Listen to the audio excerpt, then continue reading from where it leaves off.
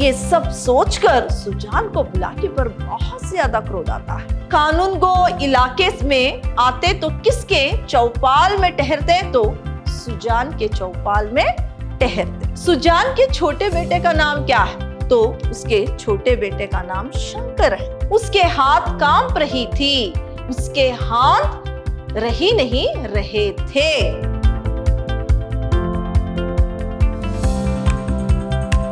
प्रणाम, मैं Rihanna yes, अति उत्तम विद्याश्रम की हिंदी प्रवक्ता। मेरे द्वितीय पीयूसी के जितने भी विद्यार्थी हैं, आप सबका मेरी कक्षा में स्वागत है। आज मैं आपको जो आपके लिए गद्य भाग से जो पहला पाठ सुजान भगत, इसी के बारे में संक्षिप्त में जानकारी दूंगी और इसके अंतर्गत कुछ प्रश्न जो कि आपकी जो प्रीवियस क्वेश्चन पेपर है, सेकेंड पीयूसी के जो भी बोर्ड क्वेश्चन पेपर्स हैं प्रीवियस, इसके अंतर्गत जो प्रश्न आए हुए हैं इसके बारे में भी मैं आज आपसे चर्चा करूंगी। देखिए, सुजान भगत जो आपके लिए पाठ है वो एक क्या है, गांव के जीवन से संबंधित एक कहानी है जिसको प्रेमचंद जी ने बहुत अच्छी तरह से इस कहानी में क्या है, ग्रामीण जीवन के बारे में, साथ ही साथ इंसान के लिए उसकी इज्जत, उससे सम्मान जो है,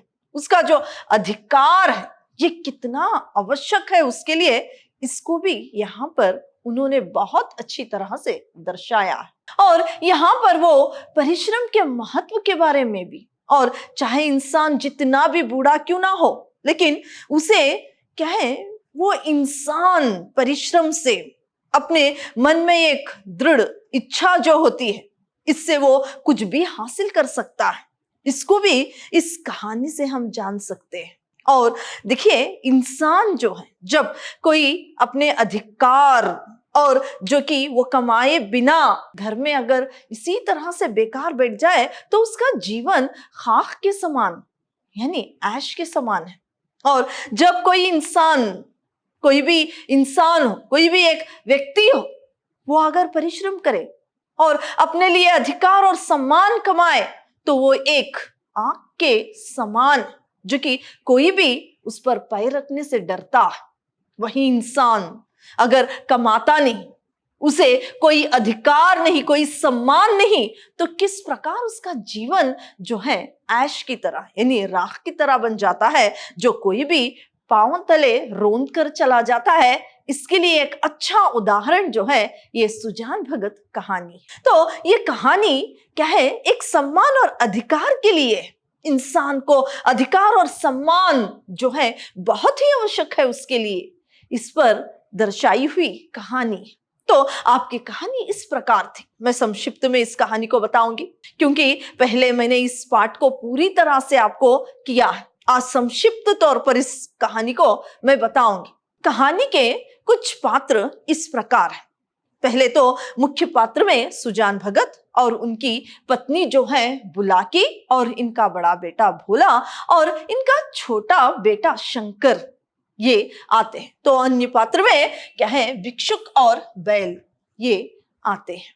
कहानी आपकी इस प्रकार शुरू होती है कि जो किसान जो है वो अपनी खेती में जो काम करते हैं और उनका परिश्रम क्या है बहुत होता है। तो ऐसे ही खेत में सुजान ने भी क्या है बहुत ज्यादा परिश्रम किया था, और उसका जो परिश्रम का नतीजा जो है वो क्या है, उसकी क्या है खेती जो है कंचन, उसकी खेती में कंचन बरस रहा था, यानी अनाज इतनी अच्छी तरह से क्या है वहां पर उग रहा था, फसल हो रही थी, उसकी खेती में कंचन बरस रहा था। गांव के जो लोग होते हैं, जबकि वो बहुत ज्यादा परिश्रम करते हैं, कुछ कमाते हैं, तो उनकी मन की जो वृत्ति है वो धर्मों के कामों में झुकती है। इसी तरह सुजान का भी मन जो है धार्मिक कामों में लग गया था। उसने गांव में एक पक्का कुआं बनवाया, साथ ही साथ वो क्या है सभी पर, यानी यहाँ पर जो सुजान है वो अभी एक नामी आदमी बन गया था। इसके चौपाल में यानी इसके घर पर कानून गो इलाके से जो भी आते इसके चौपाल में ठहरते, यानी सरकारी मुलाजिम, सरकारी अफसर या साधु संत जो भी उस गांव में आते तो इसी के चौपाल में आकर ठहरते।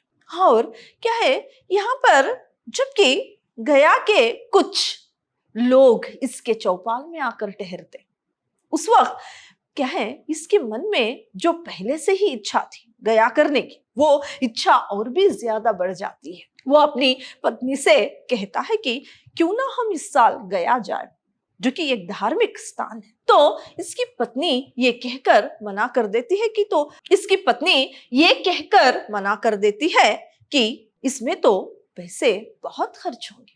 लेकिन यहाँ पर सुजान जो है वो कहते हैं कि पैसे तो बहुत आ जाएंगे, अगर भगवान की इच्छा होगी तो क्या है, इस साल हम गया करने के लिए जाएंगे। ये पति पत्नी क्या है, गया करके आते हैं। इसके बाद यहाँ पर क्या है, जो सुजान है इसके घर में शुभ संकेत के लिए इसने पान और सुपारी बांटी थी और ब्राह्मण भोज भी करवाया था। गांव के सारे लोग इसके यहाँ पर भोजन किया था। तो आप जो है, जबकि सुजान क्या है, गया जाकर आने के बाद, जो कि इसका नाम सुजान भगत पड़ गया और ये दोनों वक्त पूजा पाठ में लग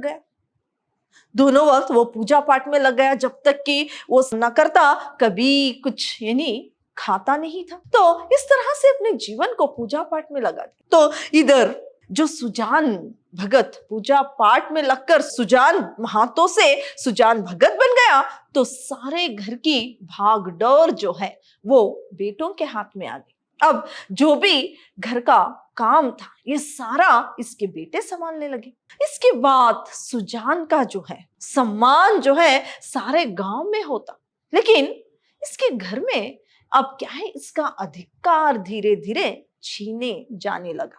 इसका मतलब ये नहीं कि सुजान के बच्चे उसे मारते पीटते या कुछ और करते, बिल्कुल ऐसे नहीं था। सुजान अगर चारपाई भी अगर छूता तो उसके बच्चे हैं उसे नहीं करने देते, लेकिन अधिकार जो है उसके हाथों से छीने जाने लगे। जैसे कि कौन से खेत में क्या बोना है, कौन सा जो फसल है वो किस भाव से बिकी। जैसे कि घर के कोई अहम फैसले जो होते, उस अहम फैसले में इसकी राय नहीं ली जाती थी। सब कुछ बुलाकी और इसके बेटे ही तय करते। इस तरह से उसके हाथों से जो है यहाँ पर अधिकार छीने जाने लगा। एक वक्त जबकि बुलाकी सारे कामों में व्यस्त थी, उस वक्त सुजान पूजा पाठ में लगा हुआ था। इसके द्वार पर एक भिखारी जो है, भिक्षुक जो है, वो आकर क्या है, कुछ मांगता है, द्वार पर आकर चिल्लाने लगता है।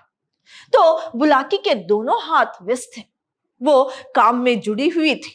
तो बहुत देर तक भिखारी द्वार पर खड़ा था। तो भोला वहां पर आता है और माँ से कहता है कि कुछ क्यों नहीं देती। यहाँ पर बुलाकी को थोड़ा सा क्रोध आता है। वो कहती है कि सवेरे से मुझे काम है और सुजान जो है वो तो क्या है, सिर्फ पूजा पाठ में लगे रहते हैं, वो क्यों नहीं देते। इस तरह से भोला और बुलाकी में बातें होने लगती है। गाया जो धार्मिक स्थान है वहां पर नहीं जाती। इस तरह से भोले से कहती है और यहाँ पर भोला भी कहता है कि हर बात में अपनी टांग अड़ाते हैं।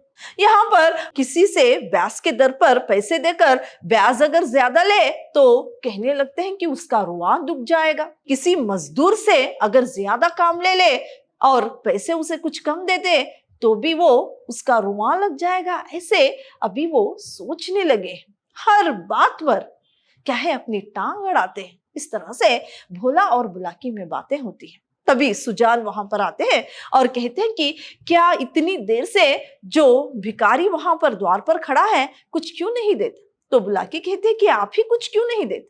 तो भोला तो सुजान जो है अंदर जाते हैं और चबड़ी में कुछ जौ भरकर, जौ यानी गेहूं से कुछ थोड़ा सा बड़ा एक अनाज, इसको भरकर क्या है, ऐसे वो दिखाते हैं कि जैसे कि वो थोड़ा ही अनाज ज्यादा होने की वजह से इन्होंने ऐसे पकड़ा हुआ था कि उनका हाथ जो है वो कांप रहा था। तब भोले ने इसे देखा और उनके हाथों से उसको छीन लेता है और कहने लगता है कि भीख को भीख की तरह दी जाती है, ना कि इस तरह से लुटाई जाती है। फिर जब वो उसके हाथों से छीन लेता है तो सुजान वहां पर कुछ नहीं कहते और वो घर से बाहर जाकर जो घर के सामने एक पेड़ था वहां पर बैठ जाते हैं। भिखारी से कहते हैं कि अब सभी के हाथों व्यस्त हैं, सभी काम में व्यस्त हैं, किसी और दिन आना। इस तरह से कहते हुए वो जाकर पेड़ के नीचे बैठ जाते हैं। अब सुजान जब पेड़ के नीचे बैठते हैं तो वो अपनी स्मृतियों में खो जाते हैं। किस तरह से वो क्या है दिन रात मेहनत करके चैत के महीने में, सर्दी में, गर्मी में किस तरह से इन्होंने परिश्रम किया।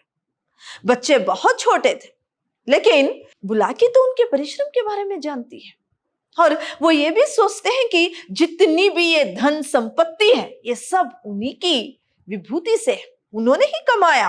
आज उन्हीं की संपत्ति से वो कुछ अनाज किसी को नहीं दे सकते। ये भी वो सोचते हुए मन ही मन उनको बहुत बुरा लगता है, वो सोचने में डूब जाते हैं। फिर कुछ अपनी पत्नी पर उनको क्रोध आता है, जैसे कि बच्चे कुछ नहीं जानते इनके परिश्रम के बारे में, लेकिन बुलाकी तो जानती है किस तरह से इन्होंने सर्दी में, गर्मी में और ठंड में किस तरह से इन्होंने सारी संपत्ति बनाने के लिए परिश्रम किया। आज बेटे ही इसके लिए सब कुछ।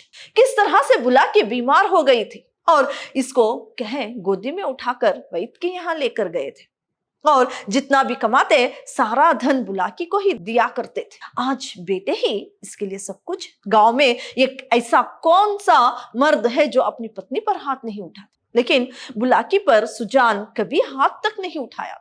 ये सब सोचकर सुजान को बुलाकी पर बहुत ज्यादा क्रोध आता है। तभी खाने के लिए बुलाता है लेकिन सुजान ये बताते हैं कि उनको भूख नहीं है और शंकर भी नारियल लाकर क्या है रख देता है। इसके बाद बुलाकी आती है, बहुत ज्यादा अपने पति को समझाती है लेकिन सुजान भगत जो है वो मानते नहीं। वो बुलाकी कहते हैं कि जो कमाता है उसी का राज होता है, हमारे बच्चे तो बहुत अच्छे हैं। गांव में कुछ ऐसे भी बच्चे हैं जो कि माँ बाप को घर से निकाल देते हैं, लेकिन मेरे बच्चे यानी हमारे बच्चे माँ बाप की इज्जत करते हैं। ये सारी बातें समझाते हैं लेकिन क्या है सुजान को घर का कुत्ता बनकर दो रोटी में अपना गुजारा करना मंजूर नहीं था। इसीलिए वो क्या है बुलाकी को मना कर देते हैं। बुलाकी हार कर वहां से चली जाती है। सुजान देर रात तक घर में जो है काटिया था उसे महीन काटते, जैसे कि बहुत सारे लोग मिलकर भी इतना सारा काटिया नहीं काट सकते। एक ही रात में इतना सारा काटिए का ढेर वो लगा देते। बुलाकी जब सवेरे उठती है तो देखती है कि काटिए का ढेर लगा हुआ, ये देखकर वो दंग रह जाती है। फिर वो सोचती है कि भोले ने ही इसे काटा होगा, लेकिन शंकर ने इसे काटा होगा, लेकिन अभी वे सो गए थे। फिर सुजान उसी वक्त बैलों को लिए खेत पर चले जाते। फिर भोला और शंकर जब तक कि खेती में नहीं गए तब तक वहां पर सुजान बहुत सारा काम कर चुके थे और यहाँ पर भोले की हिम्मत नहीं होती कुछ विश्रांति लेने के लिए पिता से कहे। और जब गांव के किसान भी थक चुके थे, वे भी कुछ विश्रांति ले रहे थे, उस वक्त भोला हिम्मत जुटाकर अपने पिता से कहता है कि कुछ पल तो विश्रांति ले लीजिए। इस तरह से जब वो कहता है तो बैलों को खोलते हुए वो कुछ पल विश्रांति लेते हैं, फिर घर आते हैं। फिर क्या है बैलों को चारा खिलाकर इनके शरीर पर हाथ को रखते हुए फिर क्या है बैलों को कुछ देर बैलों को उनकी थकावट जाने तक विश्रांति देकर फिर क्या है बैलों को लेकर फिर वो खेती पर चले जाते हैं। यहाँ पर अपने पुराने मालिक को क्या है उसके प्रेम को क्या है पाकर अख्तनिया सुख बैलों को भी मिलता है। फिर वो क्या है खेत में चले जाते हैं। यहाँ पर भोला और शंकर की हिम्मत नहीं होती फिर से खेत में काम करने के लिए। अभी ये युवक थे, वो गांव में जो मेले लगे थे इसमें वो क्या है अपना समय बिताने लगते हैं। यहाँ पर सुजान जो है 8 महीने सतत प्रयास करके फसल को उगाते हैं, जो जहां पर जितना अनाज उगता था उससे दुगना अनाज उसी खेत में जो है सुजान उगाते हैं। फिर से उनकी खेती जो है कंचन बरसने लगती है। तो आज वो समय था जहां पर क्या है किसान अपने क्या है उस दिन अपने परिश्रम पर गर्व करता है। फसल काट रहे थे और क्या है, भांट और भिखारी की कतार लगी हुई थी। उसी कतार में वो 8 महीने पहले जो एक भिखारी इनके घर से खाली हाथ लौट गया था, वो भी उस कतार में था। तो सुजान उसे पहचान लेते हैं और उससे पूछते हैं कि कहां कहां से उन्हें अनाज मिला है। लेकिन भिक्षुक कहता है कि मैं कहीं नहीं गया दादा, पहले आप ही के पास आया। तो क्या है, यहाँ पर सुजान जो फसल काटी गई थी उसको टोकरों में भरकर अपने बेटों को देते और बेटे क्या है, बेटे उसे लेकर जाया करते थे। जब क्या है, वहां पर उस भिखारी को देखकर सुजान जब उसे पहचान लेते हैं तो उससे कहते हैं कि इसमें से जितना चाहे उतना अनाज उठा लो। पहले तो भिक्षुक जो भिखारी है कुछ अनाज ले लेता है, फिर जब सुजान कहते हैं कि इतना सा बस, फिर से और थोड़ा सा ले लो और थोड़ा सा लेकर खड़ा हो जाता है। फिर सुजान उससे और अनाज लेने के लिए जब कहते हैं तो वो डरने लगता है और वहां पर भोला भी वहां पर खड़ा था, उसे देखकर डरने लगता है। उसके अगर भोले ने उसके हाथों से छीन लिया तो उसकी बिरादरी वालों के सामने उसकी तो बेइज्जती हो जाएगी। इस तरह से सोचकर वो खड़ा हो जाता है। तो सुजान ने उससे चादर लेकर इतना अनाज भर देते हैं कि उसे भिक्षुक उठा नहीं सकता। फिर सुजान यहाँ पर क्या है, उस भिखारी से पूछते हैं कि तुम्हारे गांव का नाम क्या है। तो भिखारी कहता है कि मेरे गांव का नाम अमोला है। सुजान क्या है, उस अनाज को अपने सर पर रखते हुए भिखारी के पीछे उसके गांव तक चले जाते हैं। ये देखकर गांव के लोग दंग रह जाते हैं और उसके बेटों की हिम्मत नहीं बनती, क्योंकि आज सुजान ने फिर से अपने अधिकार को पा लिया था। आज उससे कोई नहीं रोक सकता। उसके परिश्रम का जो फसल थी उसको उसने अपने स्वयं इच्छा से किसी को दिया है। आज उसने वो सम्मान, वो अधिकार फिर से प्राप्त कर लेता है। देखिए यहाँ पर एक बूढ़ा सुजान बूढ़े होने के बावजूद भी अपनी परिश्रम के बलबूते पर अपने लिए सम्मान और अधिकार को फिर से प्राप्त कर लेते हैं। वो नशा सुजान के सर पर चढ़ा हुआ था, आज उनके सर पर अधिकार का, सम्मान का नशा चढ़ा हुआ था। तो इतनी ही आपकी सुजान भगत जो कहानी है जिसको प्रेमचंद जी ने लिखा था, इतनी ही कहानी थी। तो इससे संबंधित जो कि आपके लिए प्रीवियस क्वेश्चन पेपर में पूछे गए कुछ प्रश्नों के बारे में मैं अभी आपको बताऊंगी। देखिए, लैंग्वेजेस में कोई भी भाषा क्यों ना हो, इसमें यही प्रश्न आएगा आपके एग्जाम के लिए, ये हम नहीं कह सकते, लेकिन प्रीवियस क्वेश्चन पेपर्स में जितने प्रश्न जो रिपीटेड हुए हैं इसके बारे में मैं बता सकती हूँ। तो यहाँ पर एक वाक्य के लिए प्रश्न इस तरह से पूछे गए हैं प्रीवियस क्वेश्चन पेपर्स में। सीधे साधे किसान धन आते ही किस ओर झुकते हैं, तो धर्म और कीर्ति की ओर झुकते हैं। फिर कानून गो इलाके में आते तो किसके चौपाल में ठहरते, तो सुजान के चौपाल में ठहरते। सुजान ने गांव में क्या बनवाया, तो एक पक्का कुआं बनवाया। यहाँ पर एक शब्द या पूरे वाक्य में भी इसका उत्तर लिख सकते हैं। तो मैंने एक शब्द में यहाँ पर इसके उत्तर बताए हैं। यहाँ पर देखिए, सुजान की पत्नी का नाम क्या है, बुलाकी, या तो पूरे वाक्य में सुजान की पत्नी का नाम बुलाकी है, इस तरह से भी लिख सकते हैं। और देखिए यहाँ पर सुजान के छोटे बेटे का नाम क्या है, तो उसके छोटे बेटे का नाम शंकर है। फिर भिक्षुक के गांव का नाम लिखिए, भिक्षुक के गांव का नाम अमोला है। अभी देखिए निम्नलिखित प्रश्नों में इन्हीं प्रश्नों के उत्तर लिखिए। सुजान महातो की संपत्ति बढ़ी तो क्या करने लगा। सुजान भगत की जब संपत्ति बढ़ती है तो उसके चित्त की वृत्ति जो है धर्म के कामों में झुक जाती है। वो यहाँ पर धर्म की ओर जब उसकी वृत्ति झुक पड़ती है तो साधु संतों का आदर सत्कार होने लगा। मेहमानों का जमाधर, थानेदार, शिक्षा विभाग के और सरकारी मुलाजिम, अफसर, यहाँ तक कि साधु संत भी इसके चौपाल में यानी इसके घर में आकर ठहरने लगे। अब इसका नाम जो है बहुत मशहूर हो गया था। इसके घर में जो चौपाल में आकर ठहरते तो सत्संग जो है, भजन भाव होने लगे। फिर सुजान ने गांव में एक पक्का कुआं बनवाया और इस प्रकार जो काम इसके पूर्वजों ने, इसके पुरखों ने नहीं किया था, इसके पूर्वज यानी पुरखों ने नहीं किया था, ये सब इसने कर दिखलाया। इस तरह से इसकी संपत्ति जब बढ़ती है तो ये धर्मों के काम में किस तरह से जुड़ जाता है, उसका उत्तर लिखना है। आगे का प्रश्न देखिए यहाँ पर, घर में सुजान भगत का अनादर कैसे हुआ चेतन जगत में आकर? जबकि सुजान महातो से जब सुजान भगत जब ये बन जाता है तो भगत हुआ तो उसके हाथों से धीरे धीरे अधिकार छीने जाने लगे। घर के कामकाज बिना भगत की सलाह के होने लगे। किस भाव क्या चीज बिकी, ऐसी ऐसी महत्वपूर्ण बातों में भी सलाह नहीं ली जाती थी। सब कुछ उसकी पत्नी और बेटे तय करते थे। गांव भर में सुजान का मान सम्मान बढ़ता था। उसके घर का स्वामी नहीं, मंदिर का देवता था। यानी गांव भर में उसका सम्मान होता, लेकिन घर में उसका सम्मान घटता था। वो मंदिर का, उसके घर का वो स्वामी नहीं बना था, बल्कि मंदिर का एक देवता बना हुआ था। इस तरह से उसका किस तरह से अनादर हुआ तो आपको उत्तर लिखना है। आगे देखिए, सुजान भगत को सबसे अधिक क्रोध बुलाकी पर क्यों आता है? सुजान भगत, क्योंकि बुलाकी इसलिए क्रोध आता है कि वो इसके परिश्रम के बारे में जानती है।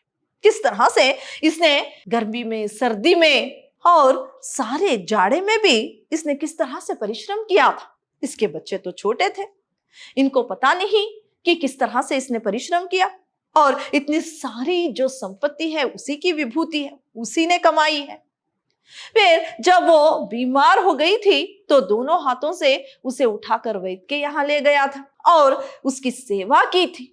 फिर जो भी सुजान कमाते सारी कमाई बुलाकी पर यानी बुलाकी के हाथ में दिया करते थे। और आज जब वो कमाते नहीं तो क्या है, अपने बेटे को जबकि उसने हाथों से क्या है भीख का जो भी अनाज लेकर जा रहे थे छीन लिया, उस वक्त ये तक नहीं कहकर उसे रोका कि जाने दो।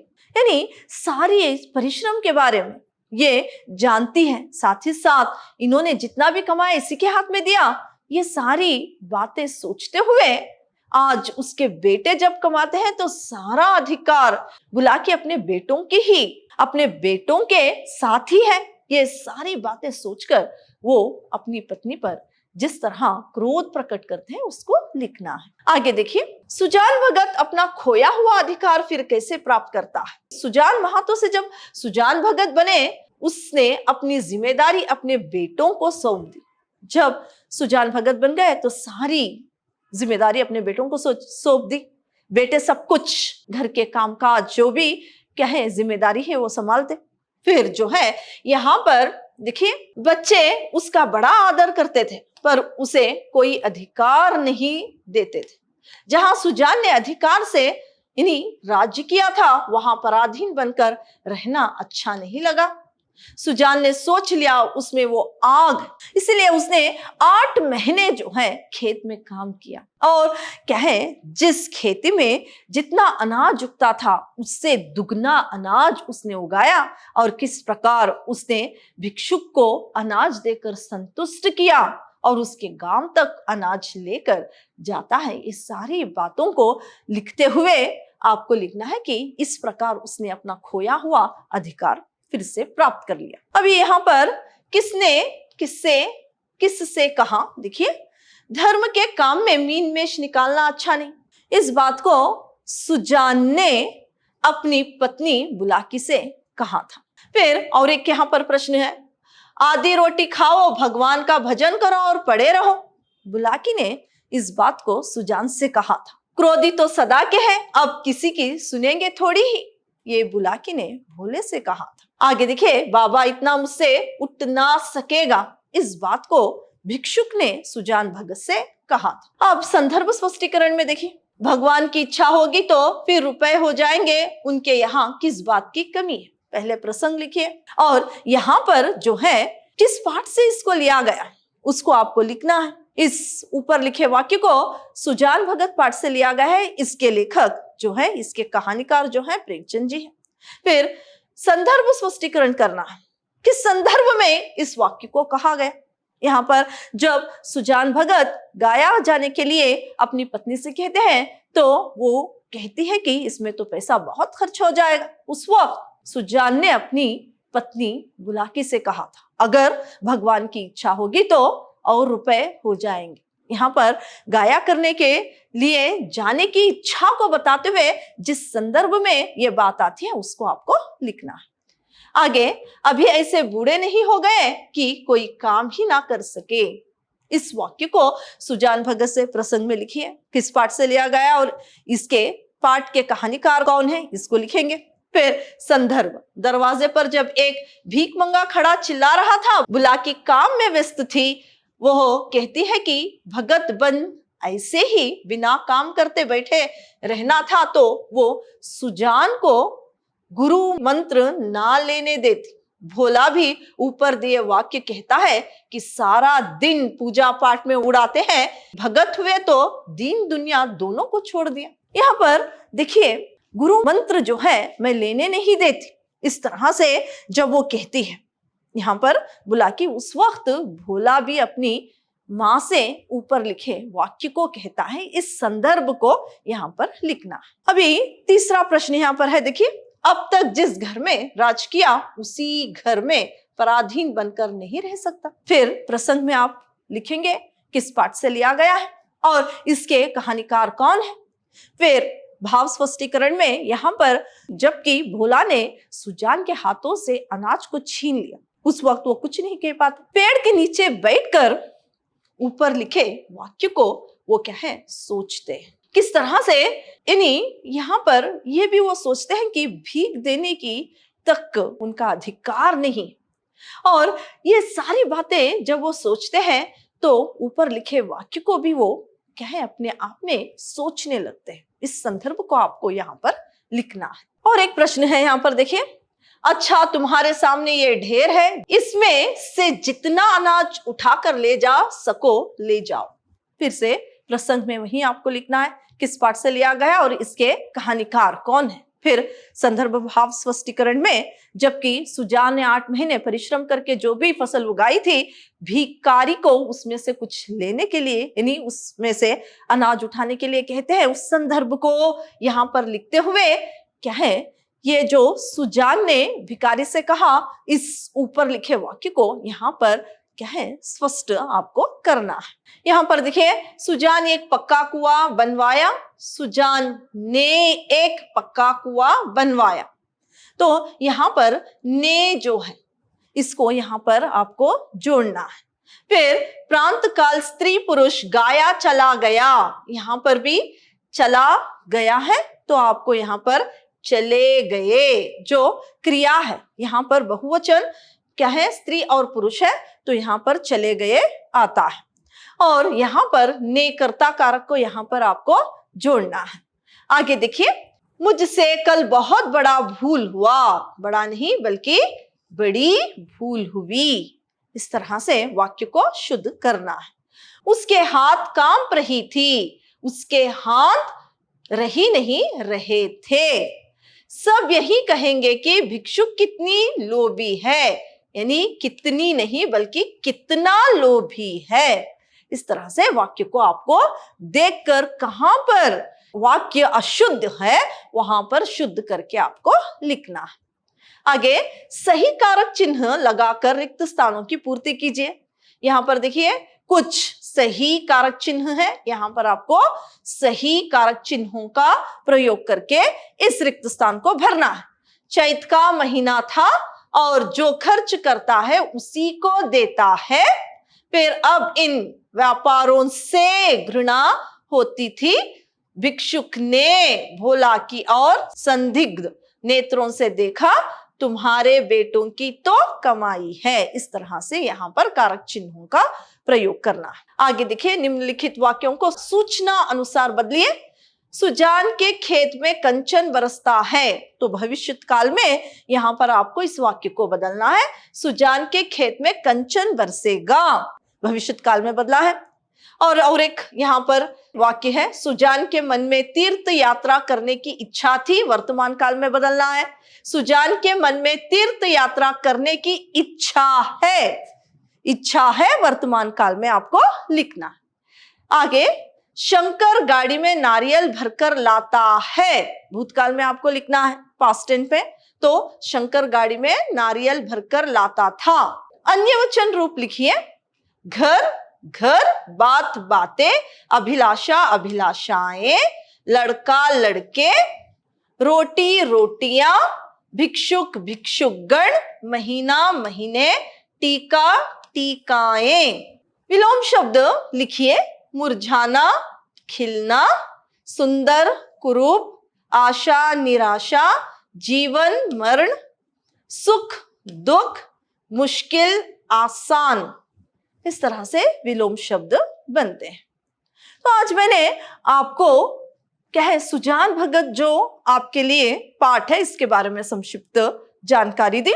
साथ ही साथ इस पाठ से संबंधित कुछ प्रश्नों पर और व्याकरण से संबंधित कुछ प्रश्नों पर चर्चा किया है। धन्यवाद।